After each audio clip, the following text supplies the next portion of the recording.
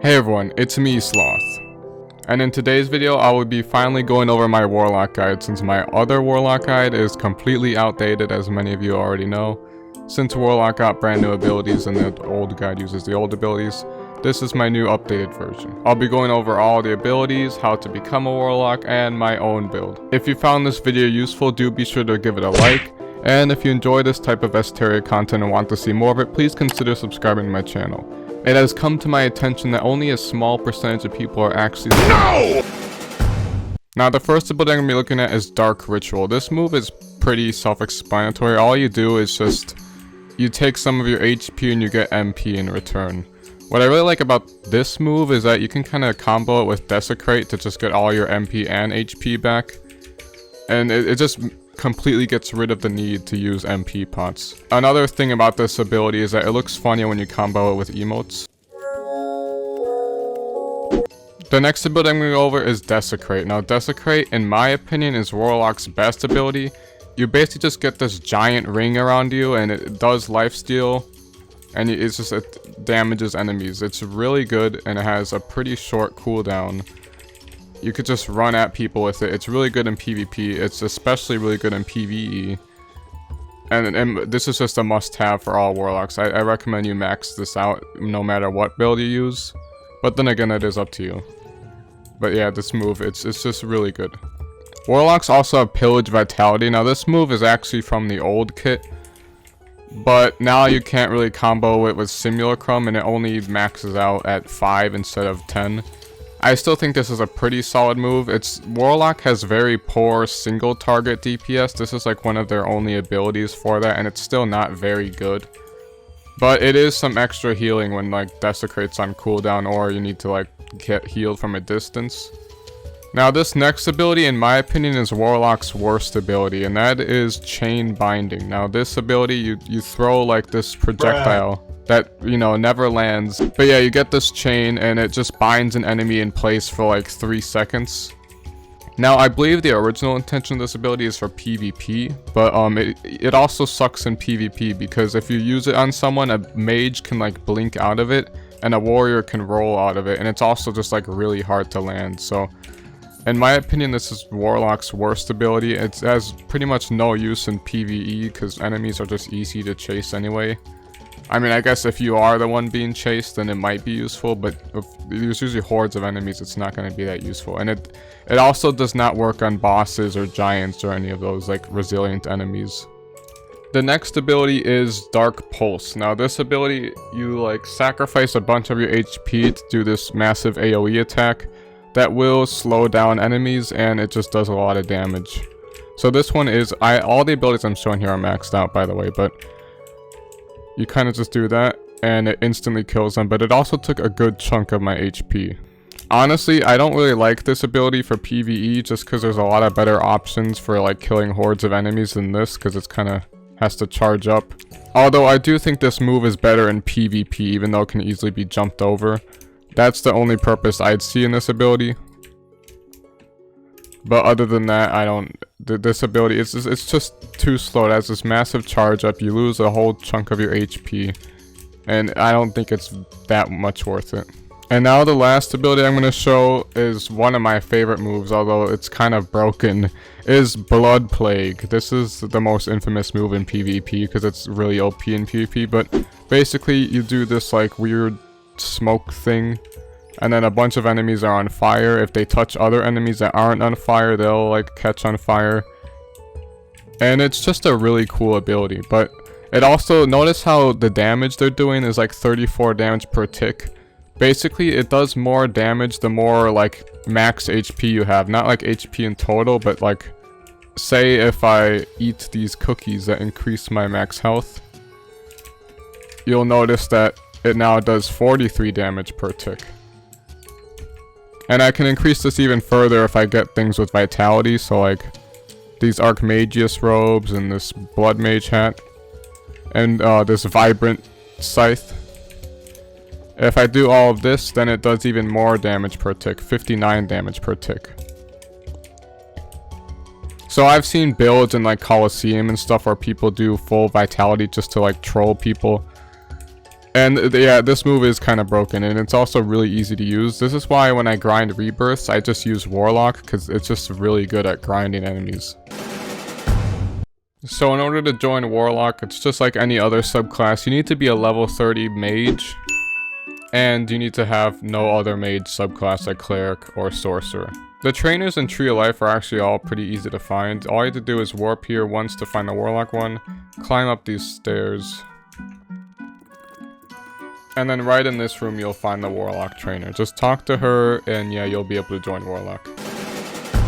Alright, now let's get into my equipment build. Now, you guys can do whatever you want with equipment. I know the best equipment technically would be Wise Beard, which is that really expensive beard you get from the stranger.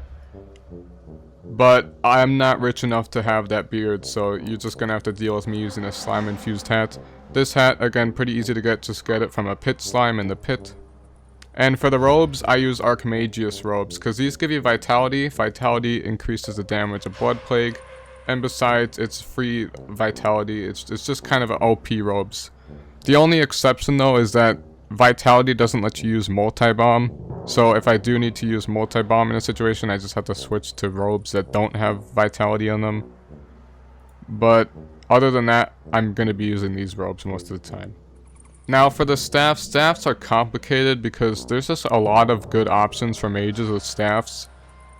If you're a pretty new Warlock and you're not rich enough to get all the other cool looking staffs, I would recommend using this Scythe, because the Scythe is just pretty easy to get. It's from the Scarab and the Dunes, and it makes your basic attack good, so it's good when you're just actually grinding enemies, but it's not very good for single target bosses or anything. And it gives you vitality even if it's not vibrant, so it will increase Blood Plague damage.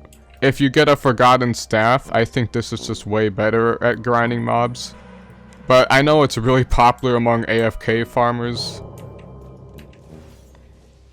Of course, I don't really have that good of a staff, so my damage is not going to be very good. But if you're one of the more better players and you actually manage to get like a gold tier Forgotten Staff or something, yeah, that's going to be a lot better for grinding mobs. There's also the Astro. This I use for PvP mainly. Now there are some targets like the Possum that I would use this on if I was ever fighting Possum on a Warlock, which I rarely do. But because Warlock jumps around, because Possum jumps around too much, this is just what I would use rather than Venom Bomb, just because it can actually like land on him.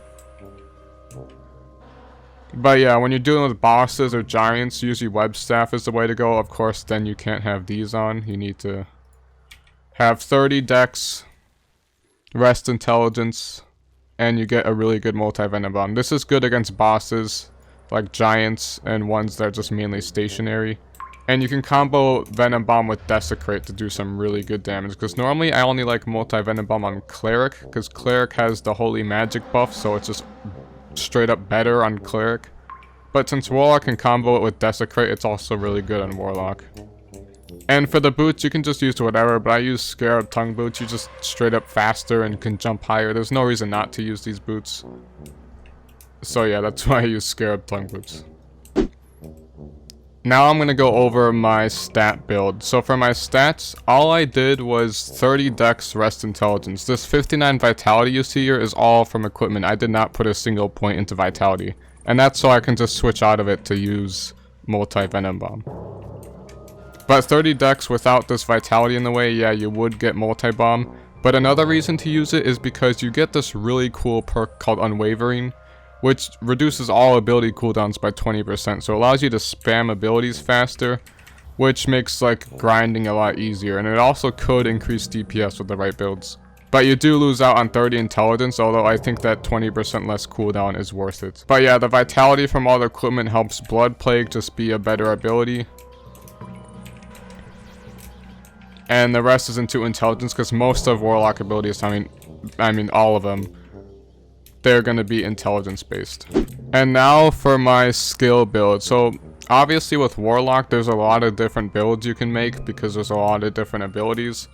So don't feel like you have to use my build, but this is my favorite build because it's good in both PvP and PvE. The first ability I use is Dark Ritual, just because I don't really care about carrying around MP pots. And I also don't think 3 points into anything else is really worth it. Like 3-point Chain Binding, 3-point Dark Pulse, they kind of just suck. So I rather just did 3 points into Dark Ritual. And like I said earlier, this is a really good move to combo with Desecrate just to get all your MP back. And you can save some inventory space by not needing to carry around like Rockfish or MP pots. So that's pretty nice. The next ability I maxed out is Desecrate, just because I do believe that's a must-have for all Warlocks. Desecrate is just such a great ability. And there's no reason not to max it out. It's literally just a kill aura. And then I maxed out Pillage Vitality, which is just a decent single target attack move. Mainly used in like situations where I can't use Desecrate but I need healing. But it's also just a really good ranged attack. And thanks to the 30 dex from Unwavering, it's like spammable now. And yeah, the last ability I maxed out is Blood Plague, because it's just a great ability for grinding. I mean, look at this hitbox. It just has so much range. It's really good in PvP. It's really good in PvE.